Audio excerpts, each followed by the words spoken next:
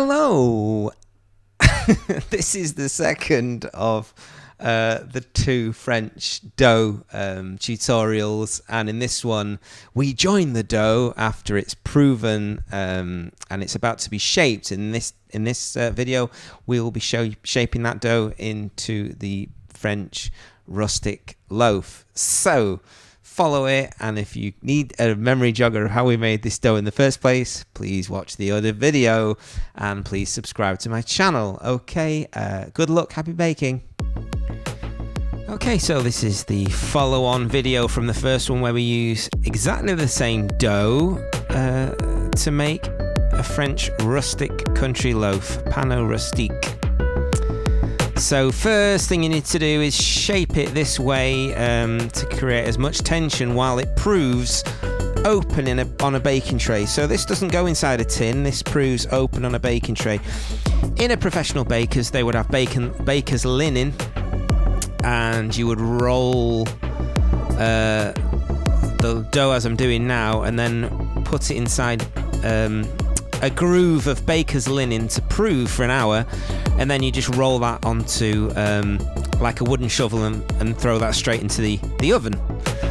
So the method I've devised is that you shape the loaf like this and then you prove it open in a baking tray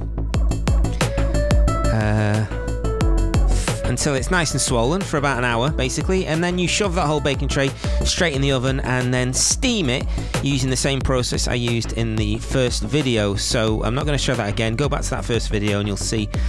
So the way to prove it I found was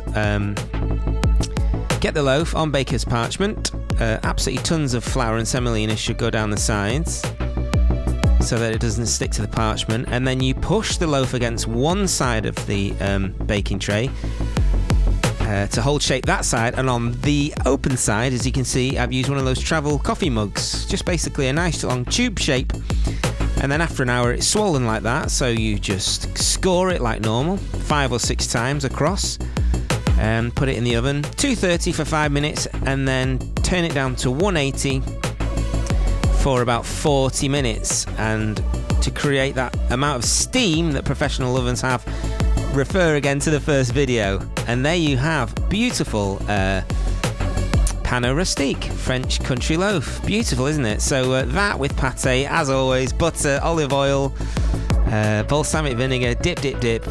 Hurrah, hooray for bread. Okay, take care, stay safe, and please share and subscribe to my channel. Thank you, bye.